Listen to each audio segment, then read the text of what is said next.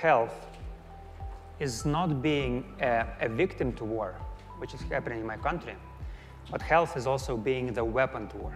As Russian troops were advancing, they were ruthlessly and brutally destroying the civilian infrastructure. In every of those towns, all civilian infrastructure was destroyed in order to inflict terror. You know what was the result? People were fleeing. Ukraine now has largest numbers of refugees and internally displaced people since World War II. Pavlo, you arrived from the Ukraine to here just a few days ago. Yeah. You took a bus to the border with Poland, walked across the border, and then you're going back to the Ukraine tomorrow. Yeah. Can you tell us all, we've all read about it, but you've been there the whole time. Can you tell us what is the situation there? Well, you know, Elizabeth, I made all my way here to talk about one thing. And the thing is that some really evil things are happening in the world. And that is that health is not being a victim to war, which is happening in my country, but health is also being the weapon to war. And this is what I observe with my own eyes. And this is what I want to tell you about today. If you give me a couple of minutes, I will tell the story about that. Actually, I have never imagined that I will be talking about these things. By background, I'm a health economist. The most exciting part of my career was working in the Ministry of Health. I was Deputy Minister of Health during the very historical times in the healthcare in my country. We were implementing the largest transformation in Europe in decades in healthcare sector. We implemented the single-payer universal healthcare in Ukraine in 2017, the thing which America is struggling to have, right, for many years. So we succeeded. And then it was in 2017, and the healthcare was growing, and it was a boom of development of the healthcare, and communities began to invest in health and to build nice clinics like this one on the screen, which I see here, but probably, yeah, that's it. That's an interesting place. I want to tell you a short story about this place. This is a primary care clinic near Kyiv, kind of 30 miles from Kyiv. The town is called Makariv. And that was built in 2018 as a part of this reform. The community invested their money. They built this place. This community didn't have the clinic before that, and there was a huge thing. And I visited this place as a Deputy Minister of Health when they built it. And there was a huge story. People celebrated to have it. Later, it became the mass vaccination center. And you can see this sign. It says, get your vaccine here. So that was the community vaccination center during the COVID pandemic. And that was great times. And then I left the ministry in 2019. And then I worked for World Health Organization for some time. And then I started my own NGO together with my colleagues, the Ukrainian Healthcare Center, to promote reforms. Further in country, we were working with communities like this in helping them to build their health infrastructure.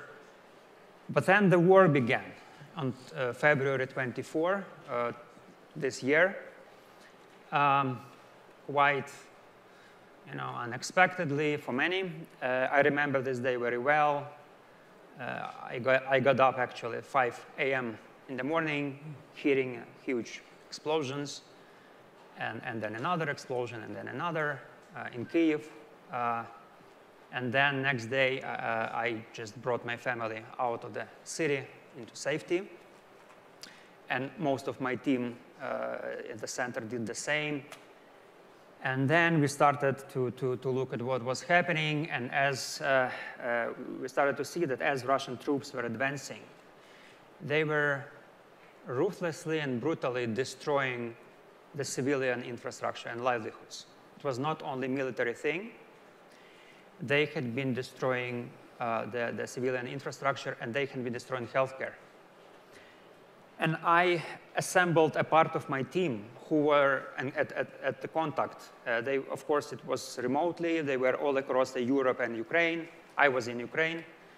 And we started to document those episodes of attacks on health facilities just intuitively. But very soon, that became our systemic work. And we figured out the really impressively massive scale of what was happening. In the first 100 days of war, there was 170 hospitals and primary care centers being bombed very severely. That is 1 or 2 every day. And within those 100 days, there was a period of 3 weeks, from March 1 to March 21, when the intensity of attacks was 4 to 5 hospitals every day. And then we understood one thing, that these attacks is not a coincidence. It's not that it is a collateral damage, the military are fighting, and of course there is some damage to civilian infrastructure. No. We understood that this is something bigger, and this is something more sinister. And we began to investigate, to deep down into that. And once Russian troops retreated from Kyiv, my family came back immediately to Kyiv. We decided that we need to be together with our city, to be at home, even though it was very difficult to be there at that time. And I began to deep dive into these hospital attacks, and I began to visit sites of those attacks. And on the news, I got to know that this clinic in Makariv was one of the clinics under attack. And I jumped in my car, and I drove onto the place. And this is what I saw there. And this sign was the only thing which remained. And I also made a clip, a short clip, which you guys maybe will be able to show you. At the place, there was just only a rubble over there,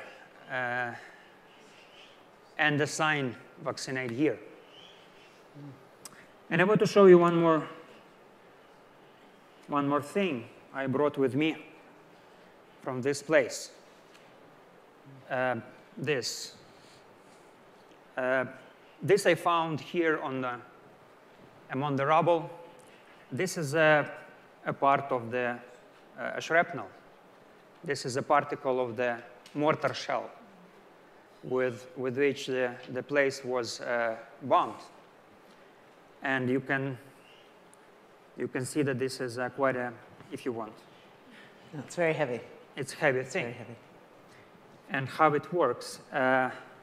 So when the bomb hits the place, dozens of these pieces, hundreds of pieces of this just flow in all directions with a huge force. And they just break everything to the ground. And even walls don't protect from this. This breaks the wall. You need 2 walls to be protected from these particles. And being at this place in Makariv, and there is, again, the photo, my team was able to investigate what happened. And we found out that it was attacked by the mortar fire. Do you know what the mortar is? I have to know, unfortunately. I also never knew about that before February. If guys, you can show it on the screen, please. The mortar is a kind of the tube like this, which stands on the ground at the angle. And then there is 3 to 4 people, soldiers, operating the mortar, and they have the shell like this, and they put it into the mortar and close their ears, and then poof. And then the other guy called the spotter, he looks at the target, whether the target is hit or not. And if it's not, he says, 1 step correction. And the guy at the mortar makes the adjustment, and the angle changes, and they make another shot, and another shell is being fired.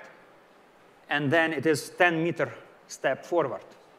And then the spotter says again whether it was there or not, and then make another correction. And we could see on the screen, you can see the holes from this mortar shell. And we could see the direction. We could detect the angle of the attack.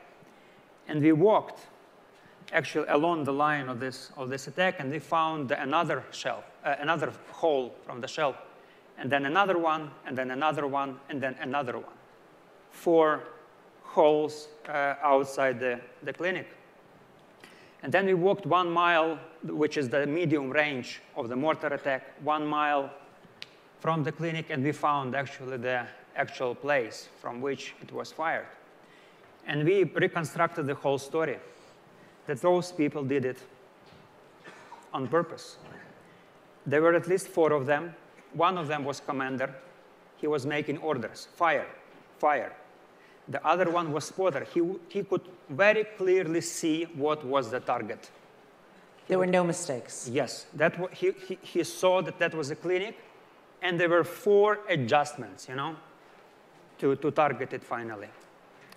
And then we began to investigate more and more, and we found out that in most of those 170 cases, that was either deliberate targeted attacks like this, or that they were indiscriminate attacks, but also without any care about what was there and hospitals there. And this is the story we are trying to tell the world now, that it's not a war. War is bad. Everybody feels bad about the war.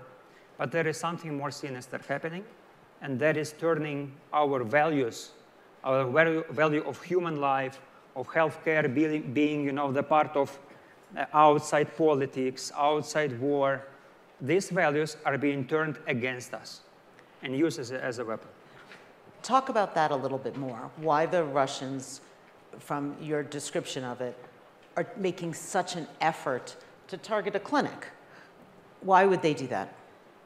First of all, it's not only clinics. It's every part of civilian infrastructure, which is there. For example, in Makariv, schools were being bombed. 2 water towers. They had water towers, 2 of them in the town. Every one of them was also destroyed by the targeted tank fire, just to deprive people of water in the city. And I am sure that you know of all these atrocities in Bucha and Irpin, familiar names. But those are names of towns where the reporters were allowed on sites. There is about 10 to 12 places nearby, Makariv one of them, which were very seriously destroyed. And in every of those towns, all civilian infrastructure was destroyed in order to inflict terror. You know what was the result? People were fleeing. People were being terrified, and they were fleeing.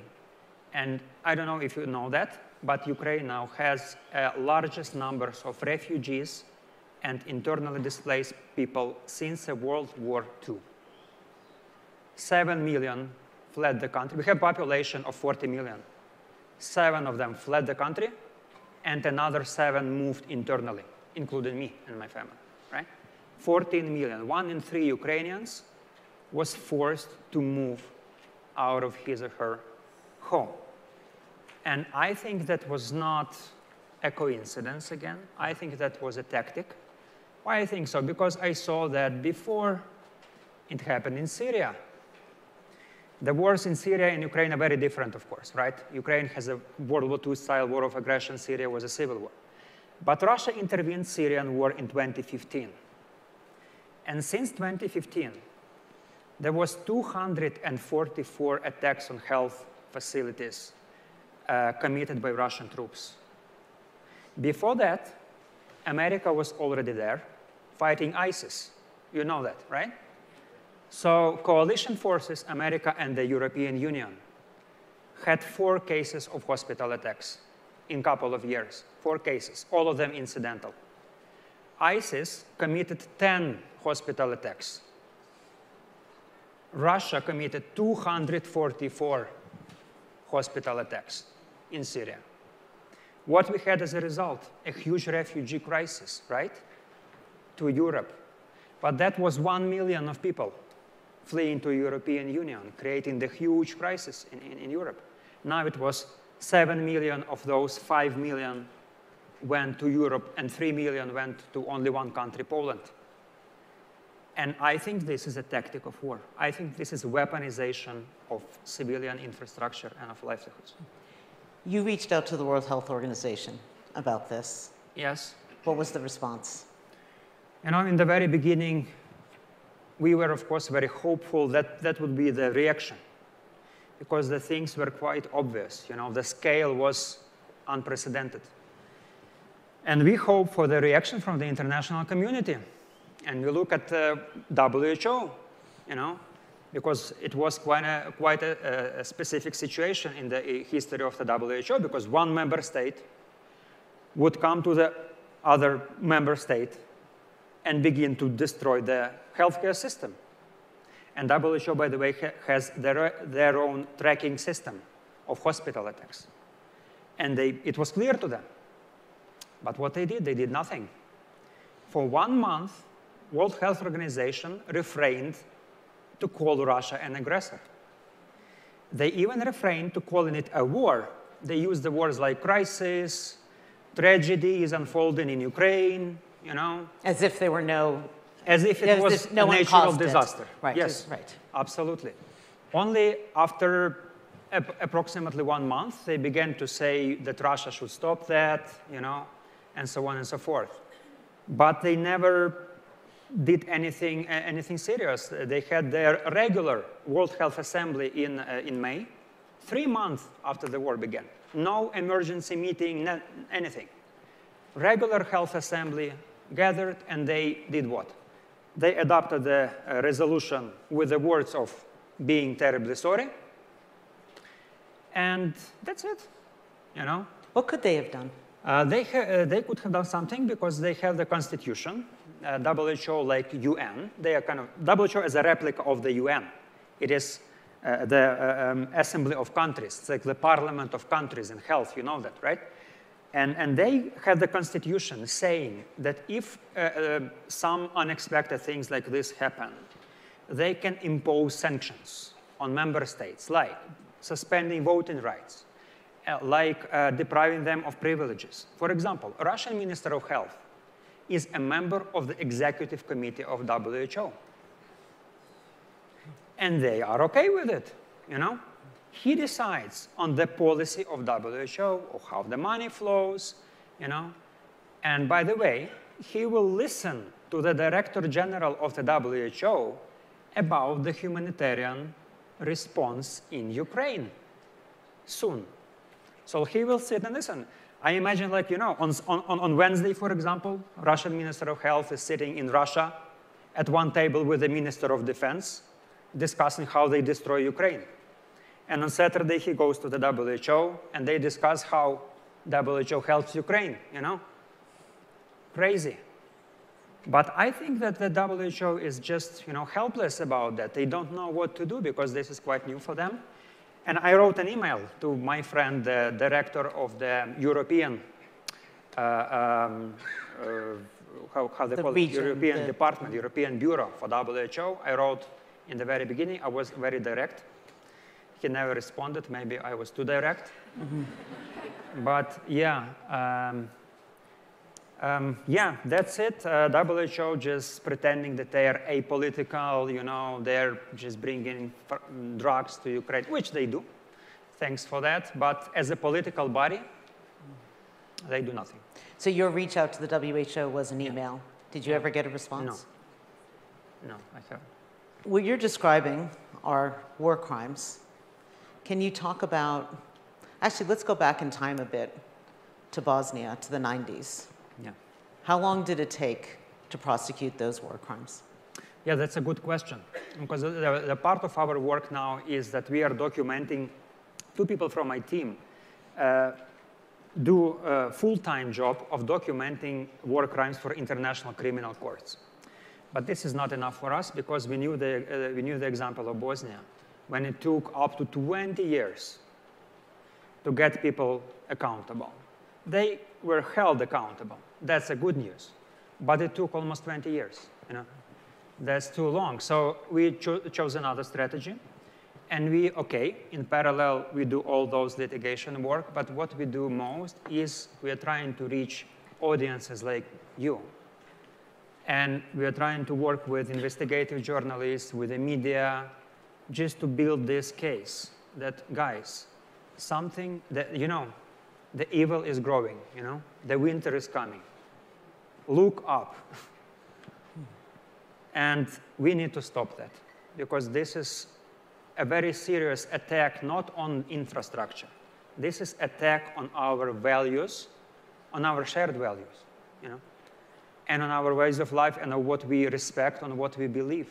And this is intentional because, if you are attacking a country, right, knowing that the human life is what is valued there, and the human suffering is what you want to diminish in your country. So what you would do? You would inflict as much suffering as you can to exert the pressure on the government of this country and to make it surrender. So you make pain to this country, And this is a red line, I think, right? This is a red line, and this is exactly what Russia was doing in Syria, in Georgia, in Chechnya. Nobody did nothing, and I don't want that the world will do nothing again, So you're gathering this evidence? Yes. So that 20 years from now, you'll be able to present it? We will present it next week. Yes.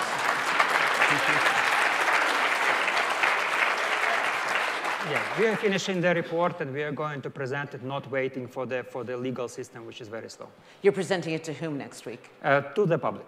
Okay. So, Yes. but as far as presenting it to the actual court that deals with this, are you sort of, it sounds like you're trying to do two things. You're doing something more quickly, more soon. Yes. For the public, for the world, but you're also gathering evidence for what could happen years from now. Yes. But you're taking We do both both. tactics. We use all the means, all the instruments we have, and I do believe in the international justice system, but first it's long, and second it's political, and it is very important that Russia and Putin regime, they don't win this war, even at the smallest part. Why? Because then it will be very difficult to bring him to the accountability and to justice, Because in Bosnia, Serbia then, a perpetrator, they lost the war. And this is why Milosevic and all these war criminals were brought to the court. If Putin wins the war, they will never be brought to the court, Nobody can take them. So what we need your help of your government, of your public opinion to win this war. We will be fighting to the end, but we need your support. We need to fight together with you because we are fighting for the cause which is common to us, Aid has been given by the United States and by others. What more? You've got a secretary right here. You've got other dignitaries in the audience. Is it just more of the same or something different that's needed? I'm a health person, right? And I should be apolitical, but I would ask for weapons. More weapons. Now it's only about military things. Now military are speaking, When they do their job, when we will win, when we throw them away, then health people will be speaking, and other people will be speaking. So please help us win.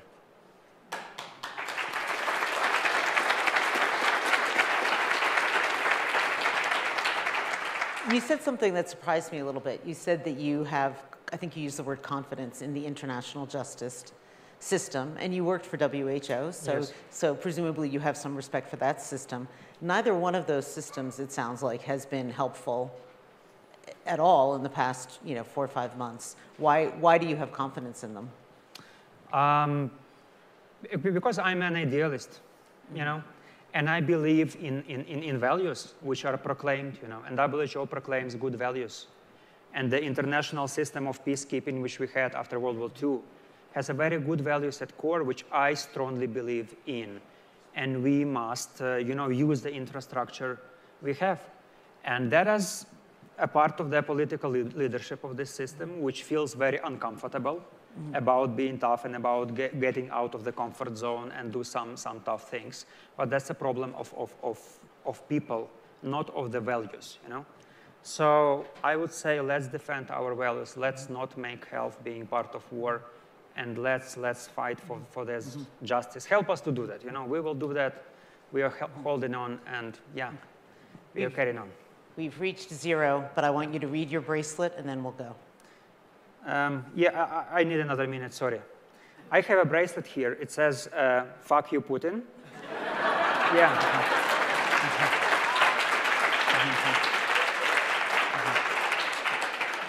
Back in 2014, the Minister of Health I worked with, her name is Ulana Suprun, and he is American-born. He came from America to Ukraine to help in a war against Russia in 2014 when it all started. And she was busy assembling the tactical medical kits for our soldiers. And when they had this tactical medical kit, they would put one bracelet like this into that medical kit. So many of our soldiers have these bracelets on their hands right now. And I have one with me. So that's the story. Okay. Pavlo, thank you. Thank you.